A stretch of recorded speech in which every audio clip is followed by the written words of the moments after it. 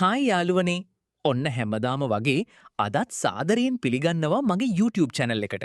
නොදන්න දේ දැනගෙන දන්න දේ බෙදාගෙන අලුත්ම රහකට ගේම් ප්ලේ බලන්න අපිත් එක්ක එකතු වෙන්න කියලා මං ඔයාලා හැමෝගෙන්ම ඉල්ලනවා. මතක ඇතුව චැනල් එක සබස්ක්‍රයිබ් කරලා වීඩියෝ එක හොදනම් කමෙන්ට් එකක් දාන්න. වැරදි තියෙනවනම් ෆීඩ්බැක් එකක් දෙන්න. එහෙනම් වැඩි කතා නැතිව අපි යමු අපි වැඩේට.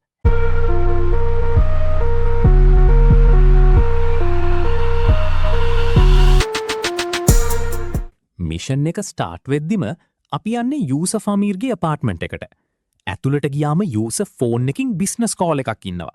පිටින් බලද්දි නම් මිනිහා ලෝකෙම සල්ලිවලට ගන්න පුළුවන් කිසි දෙයක් ගණන් නොගන්න රිච් බිස්නස්මෑන් කෙනෙක් වගේ. හැබැයි ටිකක් හොඳට බැලුවොත් වෙනම දෙයක් පේනවා. ඉතින් එකපාරට යූසෆ්ගේ තාත්තා කෝල් කරනවා. එතනින් තේරෙන්නේ යූසෆ් ගාව සල්ලි තිබුණත් එයා තවමත් තමන්ගේ ෆැමිලි එකේ සෙවණැල්ල යට ඉන්නවා කියලා. එයාට ඕනේ තමන් තනියමත් ලොකු කෙනෙක් කියලා හැමෝටම ප්‍රූව් කරන්න. ලුයිස් මේ හැමදීම නිහඬව බලන් ඉන්නවා. ලුයිස් කියන්නේ කතා ගොඩක් තියෙන කෙනෙක් නෙවෙයි. වැඩ විතරයි. හැබැයි පොරට හරි ඉක්මනට මිනිස්සුන්ව තේරුම් ගන්න පුළුවන්.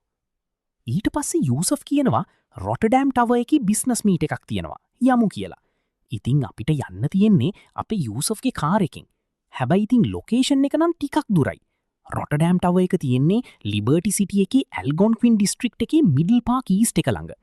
කාර් එක ගැන කියනවා නම් කාර් එකේ නම ඊනස් සුපර් ඩ්‍රොප් ඩයමන්ඩ්. මේක තමයි ඉතින් යූසෆ්ගේ මේන් ලක්ෂරි කාර් එක. මේක ඉතින් ගෝල්ඩ් ස්ටයිල් පේන්ට් එකක් තියෙන Rolls Royce Phantom drop head coupe එක කොපි කරලා ඩිසයින් කරපු GTA version එකක්. දැන් යන ගමන් යූසෆ් සාමාන්‍ය විදියටම කතා කරනවා.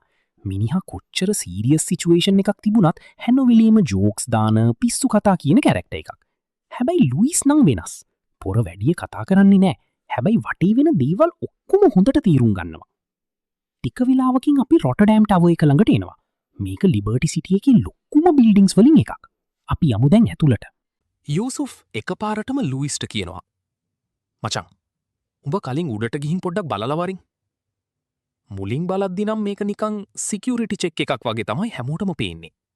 හැබැයි මේ පොඩි ඩිසිෂන් එක තමයි අද යූසුෆ්ගේ ජීවිතේ බේරන්න යන්නේ කියලා.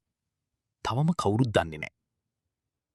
ඉතින් අපි එලිවේටර් එකට නැගලා උඩට යනවා. උඩට ගියාම අපිට හම්බෙන්නේ අහමද් ඛලීල් සහ තාහිර් සායිද් කියන දෙන්න. මුලින් බැලුවොත් බිස්නස් පාර්ට්නර්ස්ලා දෙන්නෙක් වගේ. හැබැයි ටිකක් හොඳට බැලුවොත් දෙන්න හැසිරෙන විදිය ටිකක් සැක හිතෙනවා. මොකද ඩීල් එක ගැන කතා කරන්නේ නැහැ. එයාලා අහන්නේ යූසුෆ් කොහෙද? ඇයි තනියම ආවි? පරක්කුවයි. දැන් ලුයිස්ට පොඩ්ඩ වැඩි අවුල් වගේ දැනෙන්න පටන් ගන්නවා. දැන් ලුයිස්ට සිචුවේෂන් එක සම්පූර්ණයෙන්ම අවුල් කියලා දැනෙන්න පටන් ගන්නවා. මේක නෝමල් බිස්නස් මීටින් එකක් නෙවෙයි කියන ෆීලිං එක තව තවත් වැඩි වෙනවා.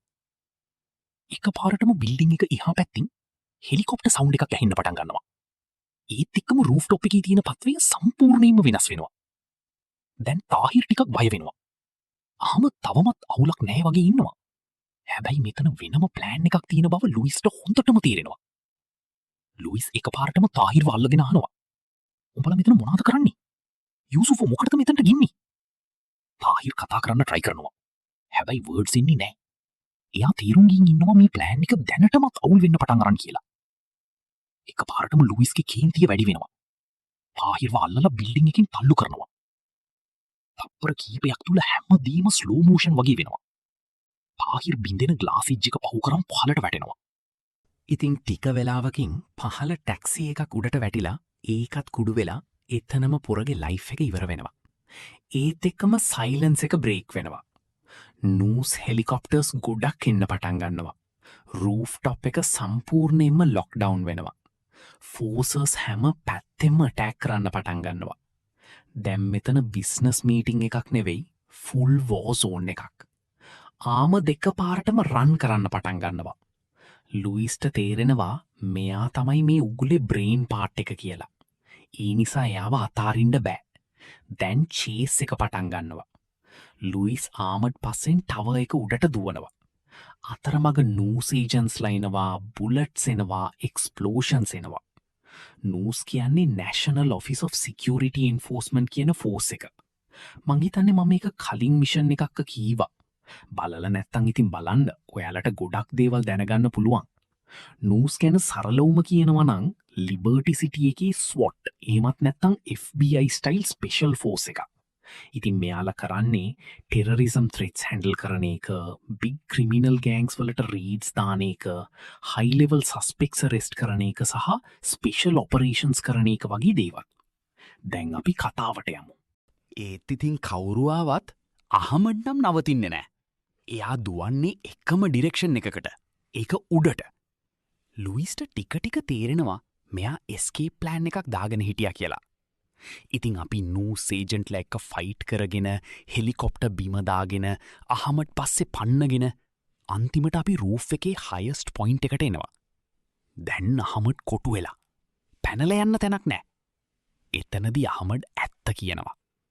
ඇත්තටම මෙයාලා මෙතන කරලා තියෙන්නේ යූසෆ්ට උගුලක් කටවපු එක. උගුල තමා යූසෆ්ව නූස් එකට අල්ලල දෙන එක. යූසුෆ් කියන්නේ කොච්චර ලොකු සල්ලිකාරයෙක් වුණත් ක්‍රිමිනල් ලයිෆ් එකක් ගත කරන කෙනෙක්නේ. එතකොට මෙයාලට පුළුවන් යූසුෆ්ගේ තැනගන්න. ඒ තැන ගොඩාක් පවෆුල්. ඉතින් යූසුෆ් නැතිවුණොත් මේ තැන ස්පේස් එකක් හැදෙනවා. එතකොට මෙයාලට යූසුෆ්ගේ තැනගන්න පුළුවන්. අහමද හිතපු ප්ලෑන් එක දැන් ඔහුටම විරුද්ධ වෙලා. එයා ඉතින් තියන් හිටපු පැරෂූට් එක බයවෙලා ලුයිස්ට දෙනවා. ඉතින් ලුයිස් එයාව බය කරනවා.